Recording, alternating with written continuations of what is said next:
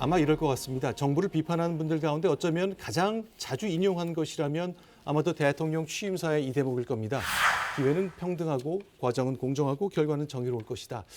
아주 담대한 목표 제시는 좋았습니다만 이거 실천하기 너무 어려운 것, 약속한 것 아닌가. 이 김영배 의원께 좀 질문 드려보겠는데 민주당 내에서 그 높은 기대, 또 큰 약속들 이런 게 좀 부담스럽진 않으세요?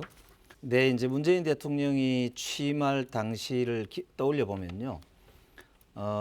이제 국민들이 촛불광장에 수백만이 이제 나오셨어요.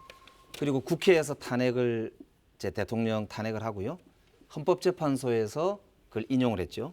전 세계적으로 보더라도 최근에 민주주의가 후퇴하고 있지 않느냐라는 이야기가 있을 정도인데 대한민국은 사실은 시민들의 그런 높은 정치의식이 발휘되면서 문재인 정부가 출범을 했습니다. 이제 그러다 보니까 기대도 높고 당연히 책임감도 그만큼 많았던 것이고요. 말씀대로 그 높은 기대를 충족하는 게 정치인으로서는 참 부담스럽지 않다면 거짓말입니다. 네. 사실은 그 탄핵 때 민주당 의원들만 찬성해서 탄핵이 된 것이 아니라 보수 의원들도 합쳐서 된 거거든요. 취임사를 보고는 진보 쪽 사람들뿐만이 아니라 보수 쪽 사람들도 많이 기대를 했을 거고 저렇게 바뀌어야 된다고 생각을 했을 겁니다.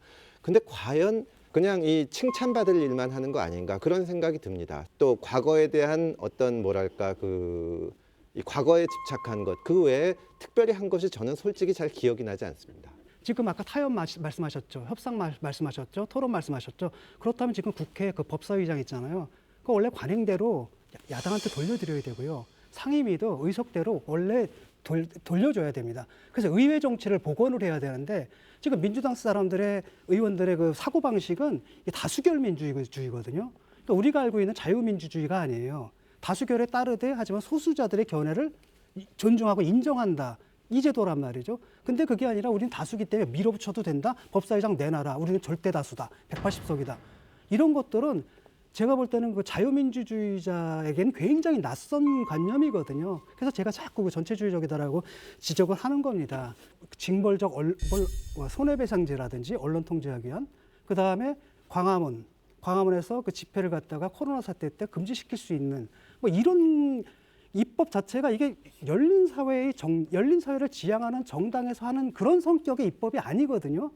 그래서 민주당이 갖고 있는 리버럴 정당의 정체성이 변질됐다는 걸 좀 인식하셨으면 좋겠는 게 지금 민주당은 김대중의 민주당도 아니고요. 노무현의 민주당도 아니고요. 이른바 586 운동권 세력들의 민주당이고 약간 오해가 있으신데요. 18개 상임위를 민주당이 처음부터 다 가져오려고 했던 게 아닙니다.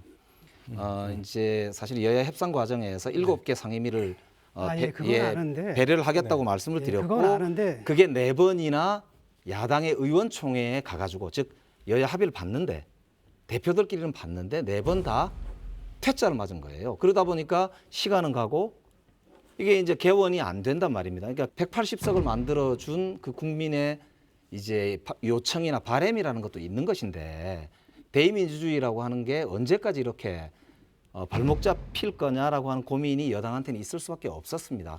옛날에 민주당이 의석이 80몇 석일 때도 법사위원장은 야당이 민주당이 가졌습니다.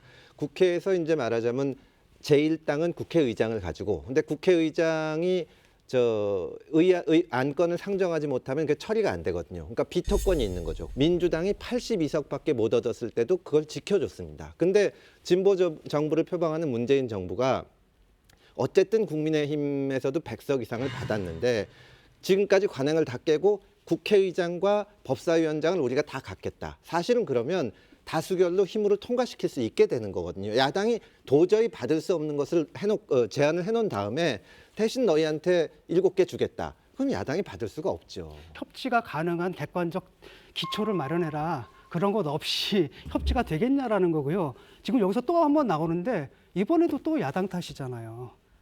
관행을 깬 건 자신들인데 이번에도 또 야당이 잘못한 거예요.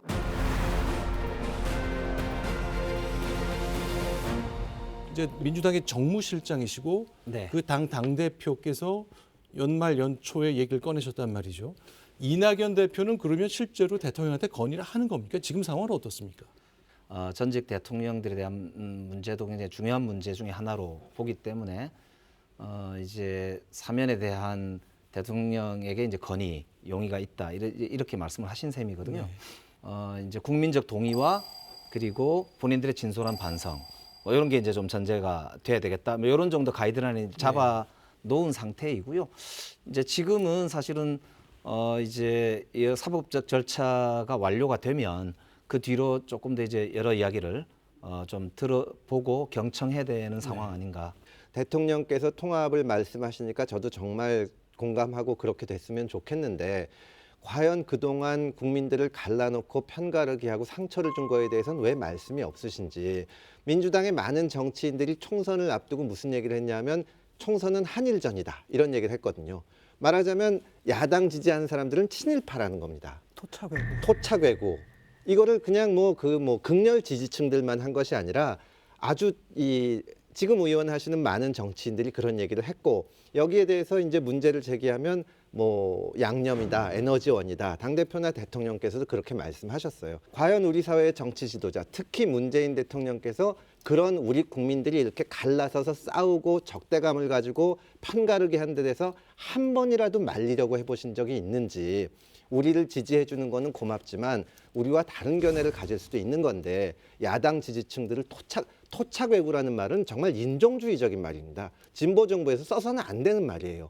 거기에 대해서 한 번이라도 말리려고 나선 사람이 대통령서부터 민주당 180명의 국회의원 중에 한 분이라도 계신지 저는 그런 얘기를 없었던 일처럼 덮어두고 나서 올해 통합을 해다 이렇게 말씀하시면은 정말 절대 그런 식으로는 통합이 안 된다고 봅니다. 저도 이 통합의 진정성이 느껴지지 않는다는 말씀을 드리고 싶어요. 너무 안타깝게도.